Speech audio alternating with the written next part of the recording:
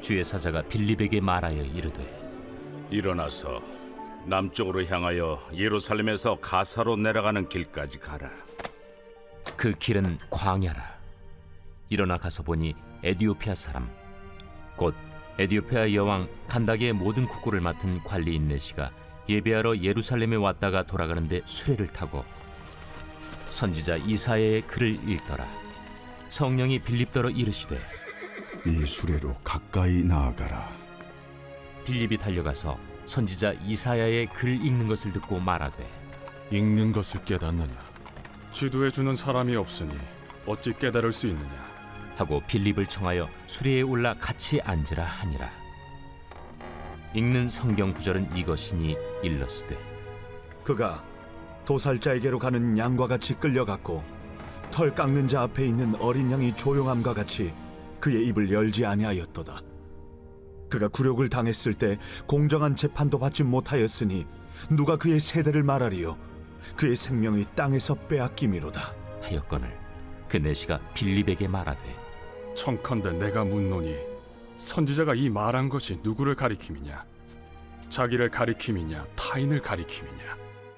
빌립이 입을 열어 이 글에서 시작하여 예수를 가르쳐 복음을 전하니 길 가다가 물 있는 곳에 이르러 그 내시가 말하되 보라, 물이 있으니 내가 세례를 받음에 무슨 거리낌이 있느냐? 이에 명하여 수레를 멈추고 빌립과 내시가 둘 다 물에 내려가 빌립이 세례를 베풀고 둘이 물에서 올라올새 주의 영이 빌립을 이끌어 간지라. 내시는 기쁘게 길을 가고 그를 다시 보지 못하니라. 빌립은 아수도에 나타나 여러 성을 지나다니며 복음을 전하고 가이사라에 이르니라.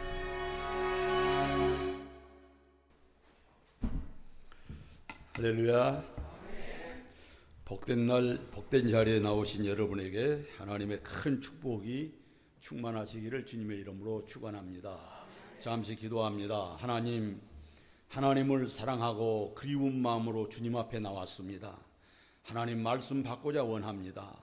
닫힌 마음은 열어주셔서 하나님 말씀 받을 때에 마음의 기쁨이 회복되게 하시고 마음에 충만한 은혜가 임하도록 하나님께서 인도해 주옵소서. 예수님의 거룩하신 이름으로 감사하며 기도드리옵나이다. 아멘. 우리가 너무나도 잘 알고 있는 독립운동가이며 승려이고 시인인 만해 한용운 씨의 임의 침묵이란 글은 누구나 너무나도 잘 알고 계실 줄 압니다. 그런데 그분 시 가운데 이런 시가 있습니다.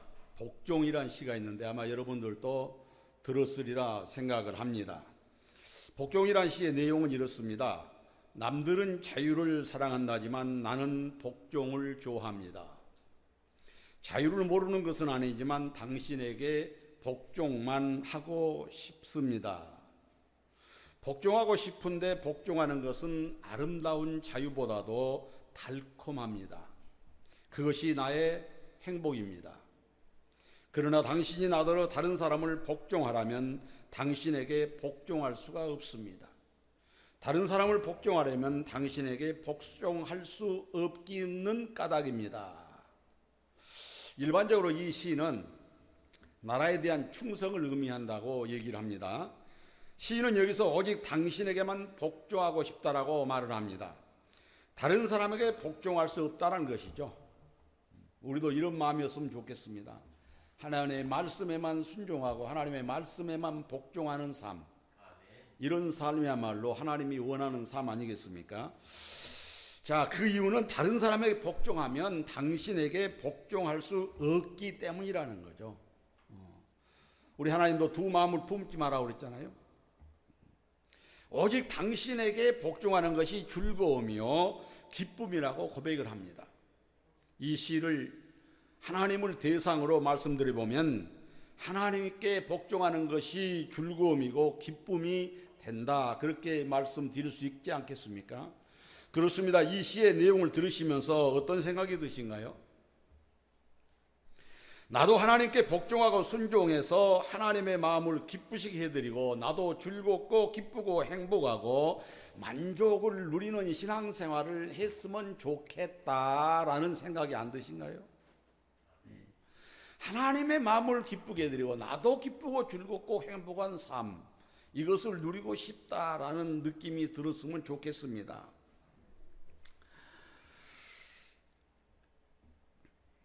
여러분, 하나님께 복종하고 순종하여 하나님의 영광을 드러내는 믿음의 삶을 충실하게 살 수 있기를 주님의 이름으로 축원합니다. 시편 81편 15절에 보면 이런 말씀이 있습니다. 하나님을 미워하는 사람이라도 복종하는 척만 하더라도 그 사람의 시대를 영원히 계속하겠다, 그렇게 말씀합니다. 하나님을 미워하는 사람도 하나님께 복종하는 척만, 그러니까 순종은 가분하고 복종하는 척만 해도 하나님께서 그 사람의 시대를 영원히 지속시켜 주겠다라고 약속을 하고 있음을 볼 수가 있게 됩니다. 여러분, 순종을 못하더라도 복종하는 척이라도 하고 사십시다. 이것이 우리의 본분 아니겠습니까? 자, 마태복음 21장 28절로 31절에 보면은 두 아들을 둔 아버지의 이야기가 기록되어 있죠. 자, 아버지가 큰 아들에게 예, 오늘 포도밭에 가서 일 좀 하고 와라 그러니까 큰 아들이 뭐라고 얘기한 거냐면 예, 갈게요 그러다가 안 가버려요. 그러니까 큰 아들이 안 가버리니까 둘째 아들에게 아버지가 다시 예, 오늘 너 포도밭에 가서 일 좀 하고 올래? 하니까는 아니요, 싫어요. 거절합니다. 단칼에 거절, 잘라요. 그러다가 잠시 생각하다가 다시 가서 일을 하고 옵니다.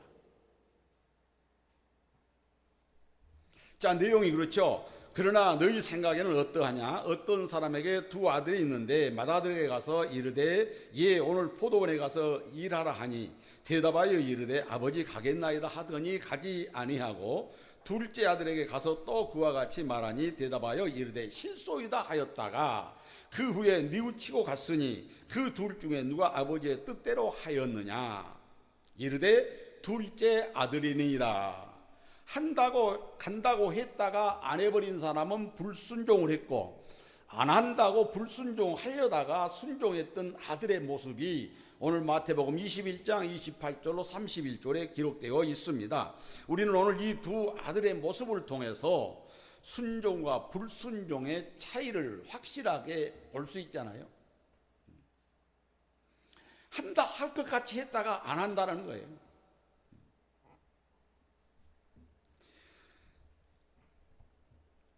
자, 맏아들은 가겠다고 하더니 안 가버립니다. 그러나 둘째 아들은 안 간다고 했다가 갑니다. 왜 갔을까요? 가만히 생각해 보니까 내가 안 하면은, 일을 안 하면, 내가 안 가면 아버지의 마음이 얼마나 괴로울까, 아버지 마음이 얼마나 슬플까, 아버지 마음이 얼마나 심란할까. 아버지 생각을 하고 자기 생각보다도 아버지 마음의 생각을 염두에 뒀기 때문에 가기 싫지만은, 하기 싫지만은 억지로라도 하는 것입니다. 이게 순종이에요. 그렇습니다. 어떤 때는 우리도 그렇죠. 기도하고 싶을 때가 있지만 하기 싫을 때가 있습니다. 또 어떨 때는 말씀을 열심히 보라고 해도 읽기가 싫을 때가 있습니다. 또 어떨 때는 교회 가서 봉사하자고 하는데도 가기 싫을 때가 있어요. 또 어떨 때는 교회 가서 청소하자는데 가기 싫을 때가 있어요.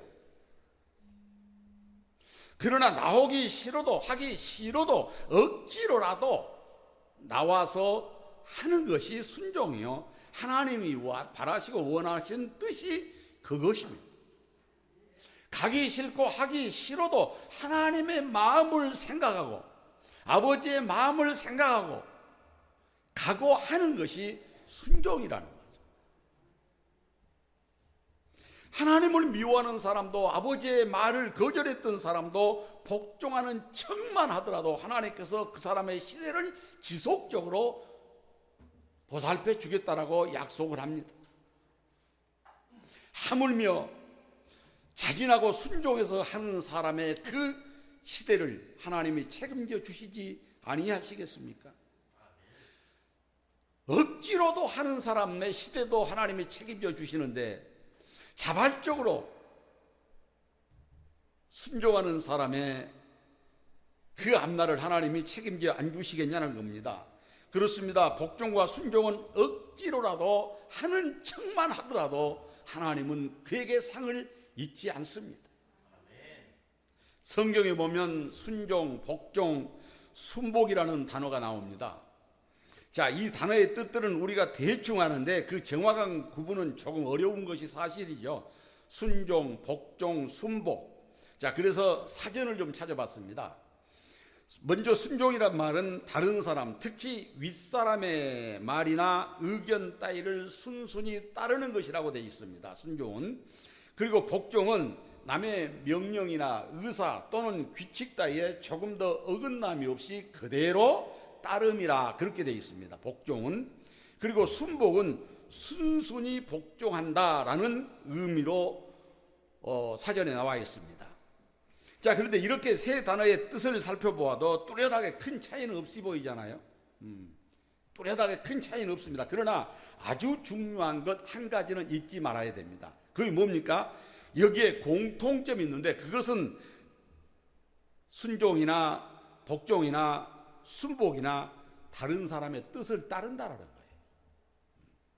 순종이나 복종이나 순복이나 다른 사람의 뜻을 따른다. 이것이 공통점입니다. 자, 흔히 말하기를 순종은 순순히 따르는 것을 의미하고 복종은 알지 못하고 하기 싫더라도 이해가 안 가더라도 무조건 따르는 것이 복종이죠. 그리고 순복은 순순히 복종하는 것이라고 말할 수 있습니다. 잘 해석한 말이지만은 우리말로 구분이 잘 안 가서 헬라어 단어를 한번 찾아봤습니다. 성경에서 한 구절에 순종과 복종이 동시에 기록되어 있는 내용의 말씀이 바로 디도서 3장 1절에 기록되어 있습니다. 너는 그들로 하여금 통치자들과 권세 잡은 자들에게 복종하며 순종하며 모든 선한 일 행하기를 준비하게 하라 이렇게 기록하고 있습니다. 여기서 복종이라고 번역한 단어는 헬라어로 보니까 히포타소인데, 자, 뜻은 아래 정렬하다 그런 뜻입니다. 아래 정렬하다. 또한 순종으로 번역된 단어는 헬라어로 페이다르케오이라는 단어인데, 자, 확신을 가지다, 믿다 이런 뜻을 가지고 있습니다.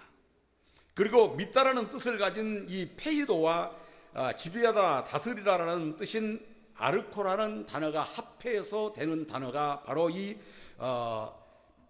페르다케오라는 단어, 순종이라는 단어입니다. 자, 그래서 권위에 순복하다, 순종하다, 듣다라는 뜻입니다. 순복하다, 순종하다, 듣다. 자, 우리가 너무나 잘 압니다만 영어 성경에서는 뭐라고 얘기합니까? 대개 오베이로 번역을 하지 않습니까? 오베이로 번역을 합니다. 자, 이 말은 시키는 대로 하다, 또 따르다, 순종하다 그런 뜻이죠. 그런데 시간상 이런 단어들이 우리말 성경에서 어떻게 번역되었는지 일일이 모든 내용을 다 살펴볼 수는 없지만은 우리말 성경인 개역성경, 개정성경, 새역 번역 등 어느 번역본이든 이 단어를 어떤 때는 복종으로 어떤 때는 순종으로 번역했다는 거예요. 그래 같은 뜻으로 번역했다 그런 얘기입니다.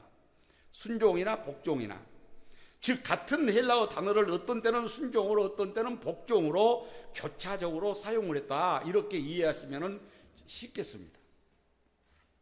따라서 조금 전 말씀드린 대로 순종은 순순히 따르는 것을 의미하고 복종은 억지로라도 하기 싫지만 그래도 하는 게 이것이 복종이고, 순복은 순순히 순종하는 것이다 이렇게 이해하시면 좋겠습니다. 자, 이해가 가시는지 모르겠습니다. 자, 그 증거는 우리말 성경이 이 두 단어를 사용하는데 그 구분을 두고 있지 않다라는 거예요. 뚜렷한 구분을 두고 있지 않습니다. 그러니까 복종, 순종, 순복 이거 뚜렷한 구분이 없어요. 제가 말씀드린 대로 그대로 이해하시면 됩니다. 자, 조금 복잡한 얘기를 했습니다만은 중요한 것은 큰 틀에서 순종, 복종, 순종, 순복 이 세 단어는 우리말 성경에 번역하는데 같은 의미로 이해하고 번역됐다 이렇게 이해하시면은 오해 없으리라 생각을 합니다. 그러니 이 말을 교차적으로 사용해도 큰 문제는 없다 이렇게 알아두시길 바랍니다. 자, 이렇게 순종이라는 단어를 어원적으로 정리를 하고 이제 본문 말씀으로 돌아가서 본문 말씀을 중심으로 말씀을 한번 나누려고 합니다. 본문 말씀 보면 빌립이라는 사람이 등장을 합니다. 이 빌립은 사도행전 6장에서 7 집사를 선택할 때 선택받은 그 빌립 집사입니다. 자, 그런데 오늘 본문 말씀을 보니까 빌립 집사가 주님 말씀에 순종해서 에디오피아 여왕 간다게의 모든 국고를 맡고 있는 사람이자 내시를 전도하는 내용이 오늘 우리가 읽은 본문입니다. 우리는 이 오늘 본문 이 빌립 집사를 통해서 우리가 왜 하나님께 순종해야 되는지 그 이유를 배울 수가 있게 됩니다. 빌립 집사를 통해서 우리가 왜 하나님께 순종해야 되느냐 그 원리를 배우게 된다 그런 말씀이죠. 자, 그러면 우리가 왜 순종으로 하나님의 말씀을 따라가야 되느냐. 자, 첫째로 이렇게 말씀드리고 싶습니다. 성도는 누구나 하나님 말씀에 순종해야 되는 것이 의무이기 때문이다. 성도는 누구나 하나님 말씀에 순종해야 되는 것이 의무이기 때문이다. 자, 오늘 본문 말씀 26절 보면은 주의 사자가 빌립에게 가사로 내려가라고 합니다. 가사로 가라고 합니다. 자, 가사는 예루살렘에서 서남쪽으로 70km 떨어진 지금의 가자지구 블레셋의 성읍입니다. 자, 물론 빌립이 가사까지 내려가지는 않은 것 같으로 보입니다. 그러나 주의 사자가 빌립에게 가사로 내려가는 길까지 가라고 얘기를 합니다. 그런데 주의 사자가 지목한 이 목적지는 성경에도 나와 있듯이 광야입니다. 여러분, 전도하러 가려면 사람이 많이 산 주거지역으로 가야 되잖아요. 그런데 지금 하나님께서 빌립에게 광야로 가라는 거예요. 광야는 사람이 사는 곳이 아닙니다. 사람을 만날 수 있는 것도 아니에요. 정말로 모래밭에서 바늘 찾기 같은 일 아니겠어요? 광야에 사람 만난다는 게. 그런데 하나님은 빌립에게 광야로 가라는 것입니다. 주의 사자가 빌립에게 광야로 가라고 한 이유는 전도할 사람이 지나갈 테니 가라는 거예요. 전도할 사람이 거기를 지나갈 테니 지금 광야로 가라는 얘기입니다. 자, 어떻게 보면 인간적인 시가로 보면 무모하죠. 그 넓은 광야에 어느 시간대에 어디로 갈지도 모르는데 그 한 사람을 만나기 위해서 지금 빌립을 광야로 가라고 합니다. 그런데 중요한 것은 빌립은 그 말씀에 순종한다는 겁니다.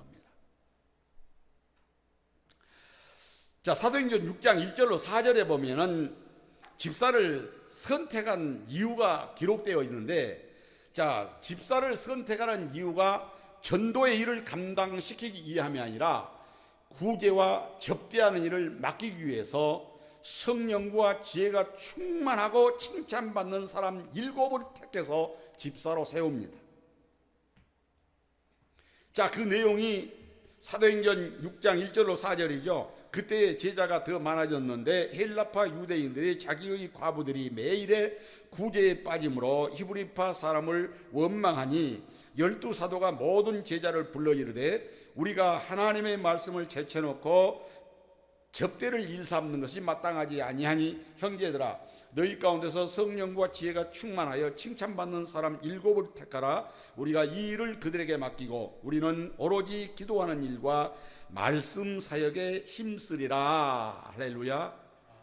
그렇습니다. 집사를 세웠던 이유가 바로 사도들이 구제하고 또한 봉사하고 이런 일에 매이다 보니까 하나님의 일에 기도 생활에 시간을 많이 뺏깁니다. 그래서 7 집사를 세워서 그 일을 지금 맡기려고 세웠던 사람들이 바로 7 집사입니다. 자, 그런데 여기에 보니까 그 자격이 성령과 지혜가 충만하고 칭찬받는 사람입니다. 자격이.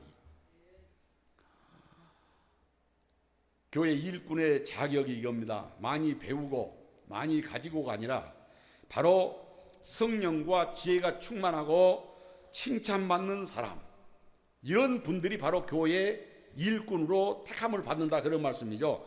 주의 일을 하는 사람들의 자격이 지혜가 성령과 지혜가 충만하고 칭찬받는 사람이다. 그런 말씀이죠.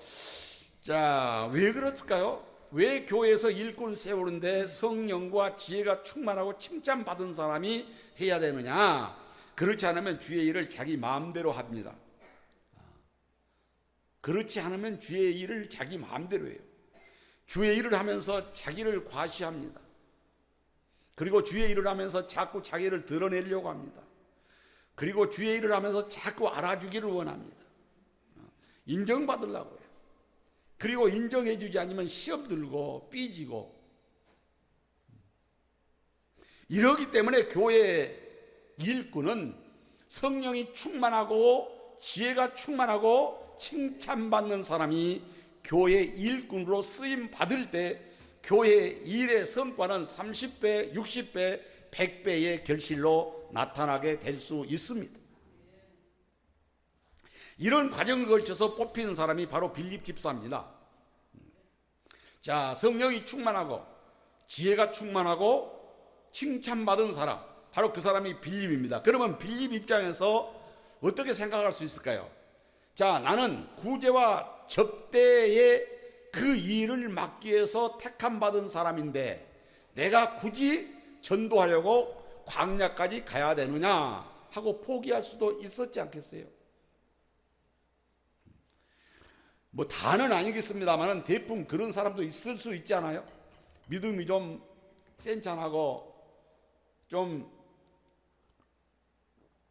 교회 좀 활성성이 떨어지고 그런 사람 같으면은 아니 내 책임은 구제하고 접대하는 일로 나가 택함을 받았는데 그것도 사람 사는데 주거지역으로 가라는 것도 아니고 사람도 없는 광야로 가라. 나는 이거 불합리하다. 그리고 거부할 수도 있는 상황이죠. 그런데 빌립은 순종합니다. 이것이 하나님의 일꾼이에요. 이런 사람이 하나님의 일꾼입니다. 빌립은 가라는 주의 사자의 명령에 순종해서 광야로 갑니다. 여기에서 우리의 순종은 내가 누구이든 어떤 직분을 가졌든 어떤 환경에 있든 어떤 조건에 놓였든 하나님께서 가라고 하시면 가고 하나님께서 하라고 하는 일을 하는 것이 일꾼입니다. 이것이 순종하는 사람의 모습이에요. 하나님이 가라고 하는데 아니요, 나 지금 선약이 있어요. 하나님이 오라고 그러는데 아니요, 나 지금 친구들하고 약속이 있어요. 이것이 아니라는 거죠. 가기 싫어도 하기 싫어도 어떤 환경과 여건과 조건에 매여 있어도 하나님이 가라고 하면 가고 하라고 하면 하는 것이 하나님의 일꾼입니다. 직분을 맡은 사람의 책임입니다.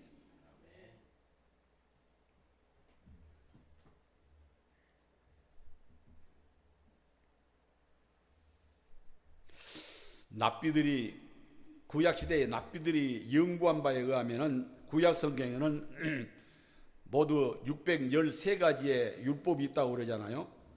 그런데 613가지 율법 가운데 하라고 하는 긍정적인 율법이 246개입니다.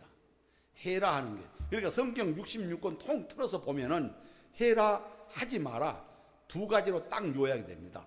해라 하지 마라. 하면 순종, 안 하면 불순종. 근데 하지 마라고 하는 부정적인 율법은 365가지입니다. 왜 하나님께서 이런 말씀을 하셨을까요? 하나님께서 이런 말씀을 하신 것은 성도들이, 하나님을 믿는 사람들이 지켜 행하라는 거죠. 지켜서 행하라는 겁니다. 하지 말라는 것은 안 하고 하라고 하는 것은 하라는 거죠. 성도라면 누구나 하나님의 말씀을 지켜야 합니다. 예를 들어서 기도는 누구나 다 하는 것 아닙니까? 기도는 어떤 목회자나 장로님이나 권사님이나 집사님이나 하는 것이 아니라 기도는 예수 믿는 사람이라면 누구나 의무적으로 하는 것이 기도예요. 오직 하면 기도는 영적 호비라고 그럽니까? 기도는 누구나 하는 것입니다.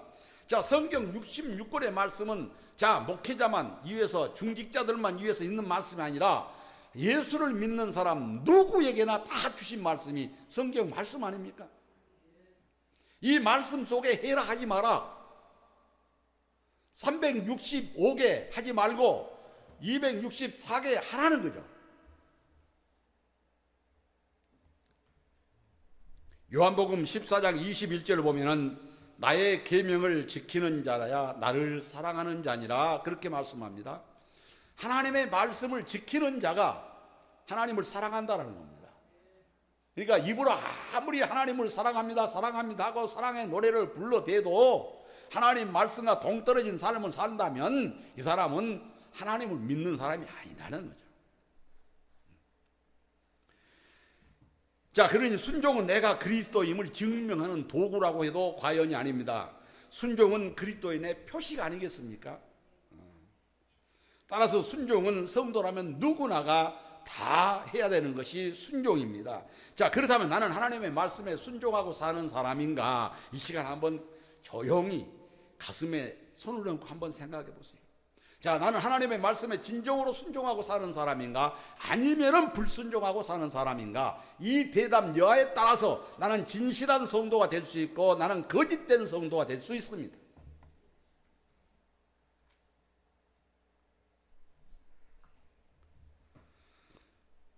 여러분, 하나님의 말씀에 순종하여 하나님의 복을 받는 여러분 될 수 있기를 주님의 이름으로 축원합니다.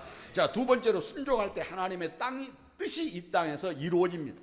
내가 순종함으로 하나님의 뜻이 이 땅에서 이루어져요.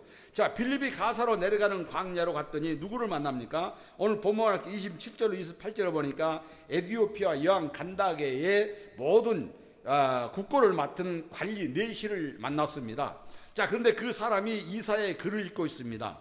이사야에서는 우리가 다 알다시피 그 어떤 책보다도 예수님, 오실 예수님 메시아에 대해서 많은 예언을 하고 있는 책이 바로 이사야서 아닙니까?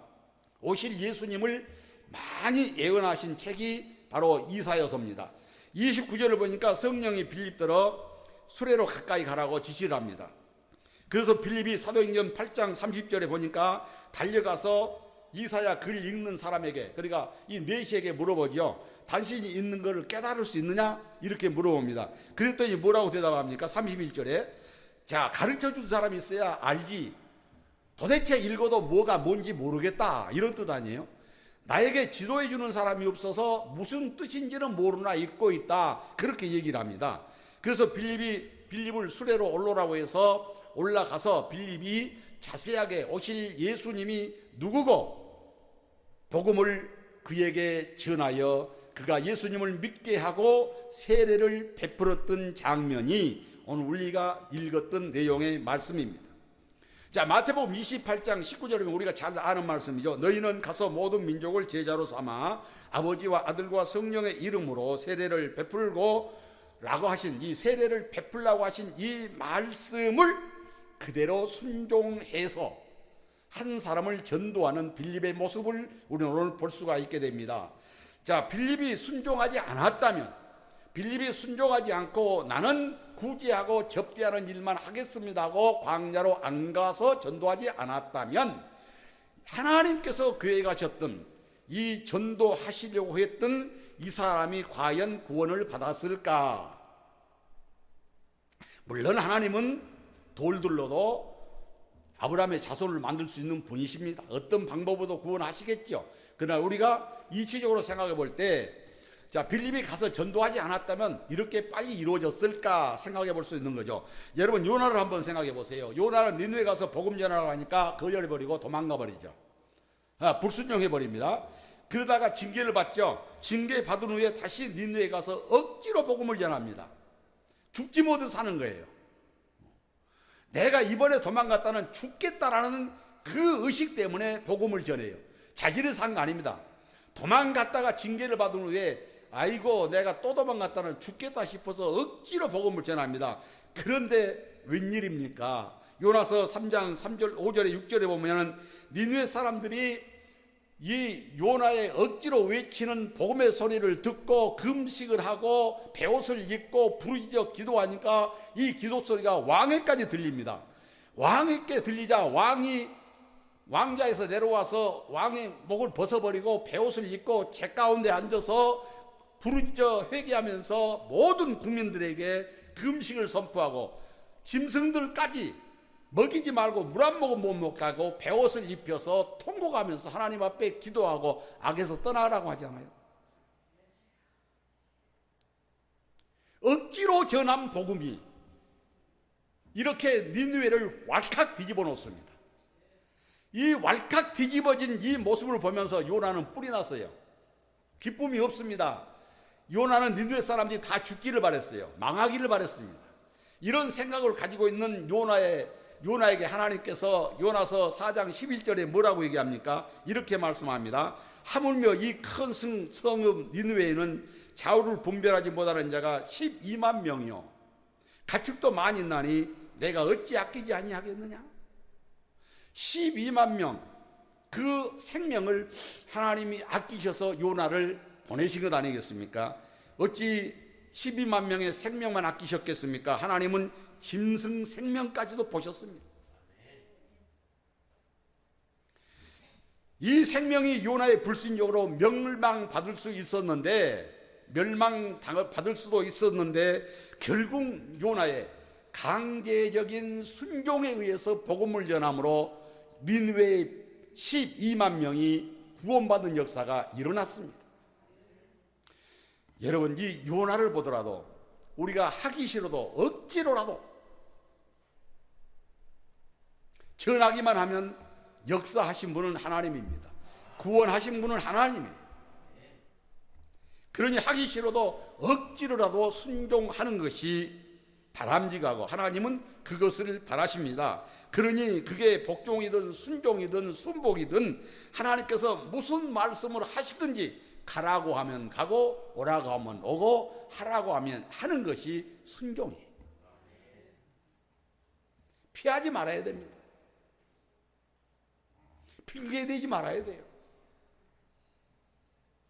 요나 보세요. 도망가다가 어찌 됩니까? 죽었다고 살아나지 않아요? 하나님이 안 했으면 고기 뱃속에서 소화돼 버렸을 거 아니에요?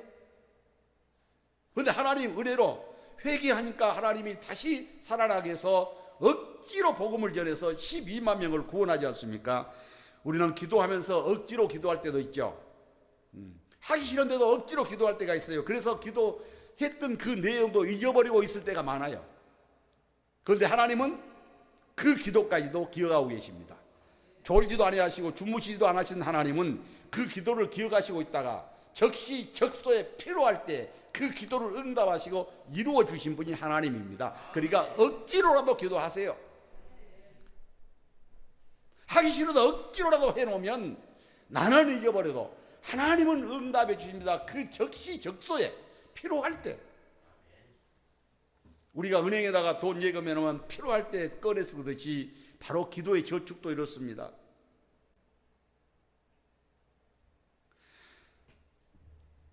순종도 그렇듯이 기도는 하기 싫어도 하면 나에게 유익이고 나에게 복으로 돌아온다는 사실 믿으시기를 주님의 이름으로 축원합니다. 자, 세 번째로 순종하면 육신적인 내 생각을 성령의 뜻으로 바꾸어 쓸 수 있습니다.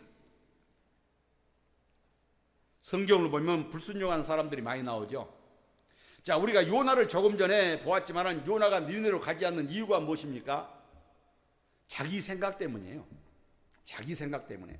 자, 하나님의 뜻과 생각은 헤아리지 않습니다. 자기 생각이에요.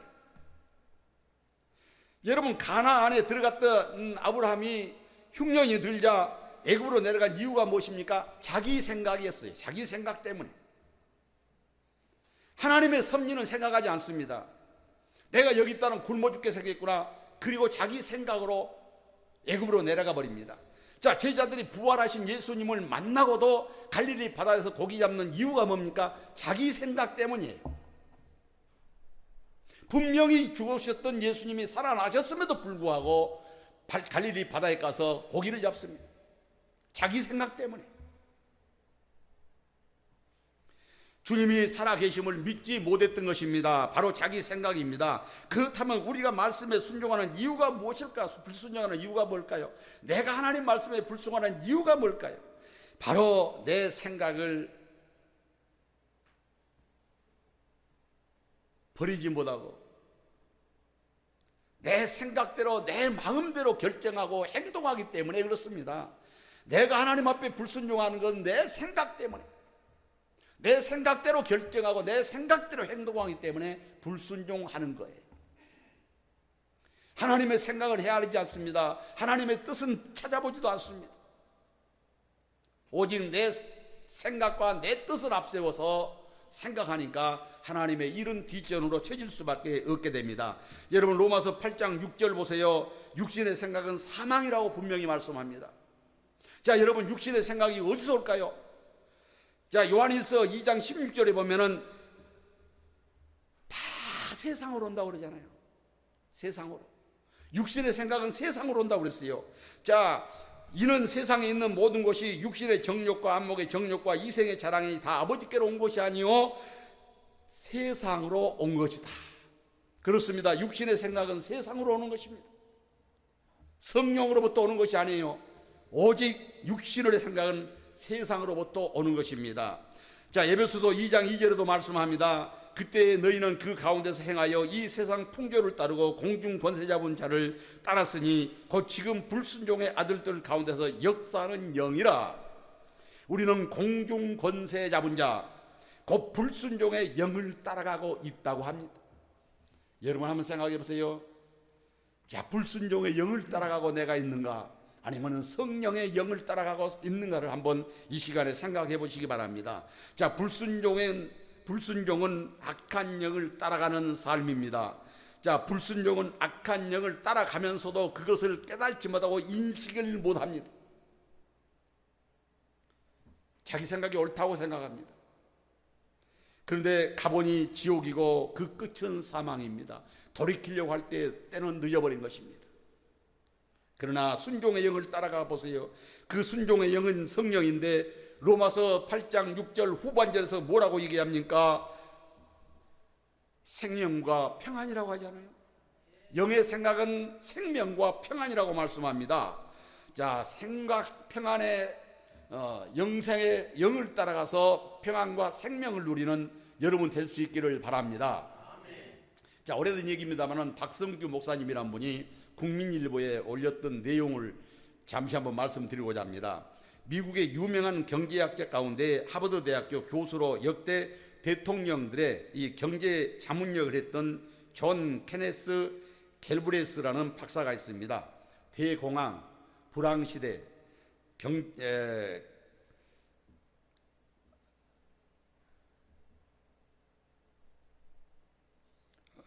미국의 자본주의 이런 그 등등의 명절을 저술한 그는 자서전에서 평생 자기를 도와줬던 에밀리라는 비서 여자 얘기를 기록한 것을 볼 수가 있는데요.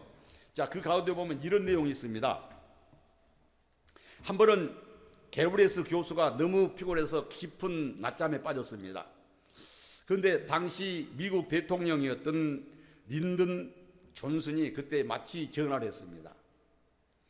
전화를 해서 여기 백악관인데 갤브레이스 교수 좀 바꿔주게나 이렇게 얘기를 합니다. 이때 에밀리 이 비서가 이렇게 얘기를 합니다. 죄송합니다.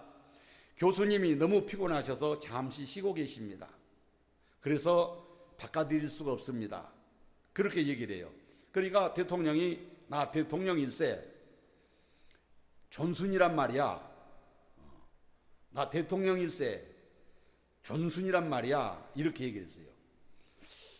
그러자 에밀리가 이 교수의 비서 에밀리가 이런 대답을 했다고 합니다. 각하시군요. 너무너무 죄송합니다. 그런데 저를 고용하시는 분은 대통령이 아니고 교수님입니다.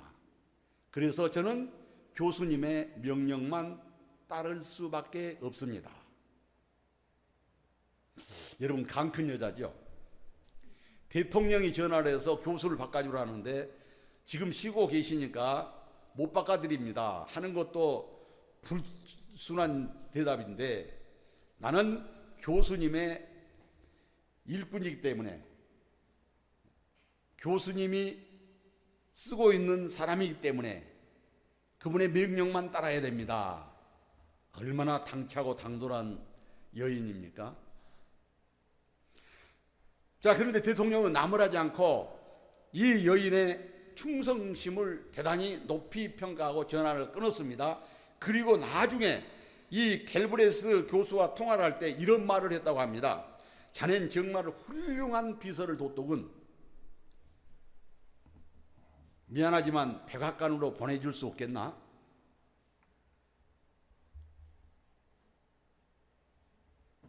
이거는 실질적으로 갤브레이스 교수의 이 자서전에 기록된 내용입니다. 자, 여러분 이 예언을 들으면서 이런 어떤 생각이 드십니까?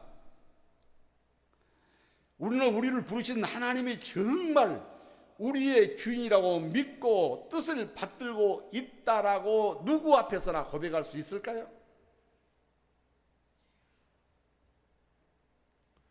교수의 비서인 여인이 나는 교수님에게 월급을 받고 있는 사람이기 때문에 대통령 각하일지라도 주무시는 분 깨워서 바꿔드릴 수 없습니다. 대단하죠? 이런 충성심, 하나님 앞에 태감받고 하나님 앞에 부름받은 일꾼이라면, 하나님께서 주어서 먹고 살고 하나님께서 주어서 쓰고 산다면 이 정도의 고백은 할 수 있어야 되지 않겠어요? 이 정도의.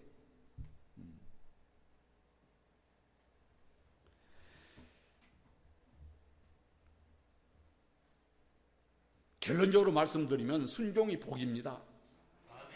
순종이 복이에요. 또 순종이 기적을 만들어낸 것이 성경 얘기입니다. 그러니 우리 모두 빌립처럼 하나님께 순종해서 하나님이 예비하시고 주시고자 하는 복을 우리 삶에 누리고 사는 여러분 될 수 있기를 주님의 이름으로 축원합니다. 자, 오늘 말씀 생각하면서 잠시 기도합니다. 여태까지 하나님 말씀에 순종치 못하고 내 생각대로 내 뜻대로 살았던 내 모습, 이 시간 다시 한번 변화받아서 주님 말씀에 순종하여 주님의 뜻을 기쁘게 드리는 삶을 살 수 있는 사람으로 변화되기를 잠시 기도합니다. 살아계신 하나님 아버지, 이 시간 하나님의 말씀을 통하여 빌립의 모습을 통하여 하나님의 우리의 모습 돌아보게 하시고, 여태까지 아버지 하나님의 마음을 슬프게 했고 괴롭게 했던 우리의 불신앙의 모습을 돌이키게 하셔서 이제는 하나님의 말씀에 순종하여 하나님의 영광을 드러내며 살아갈 수 있는 믿음의 사람들이 될 수 있도록 하나님께서 인도하여 주시옵소서. 그리하여 하나님 앞에 섰을 때에 부끄럼 없이 설 수 있는 믿음의 사람들이 되어질 수 있도록 하나님께서 인도하여 주시옵소서. 살아계신 하나님 감사합니다. 주신 말씀을 머리로만 새기지 않게 하시고 가슴에 깊이 새기게 하셔서 정말로 하나님 말씀이 나의 삶의 지표가 되게 하시고 나의 삶에 아버지 하나님 활용하여 하나님이 무엇을 원하시는 그 말씀대로 순종하며 살아갈 수 있도록 인도하여 주시옵소서. 예수님의 거룩하신 이름으로 감사하며 기도드리옵나이다. 아멘.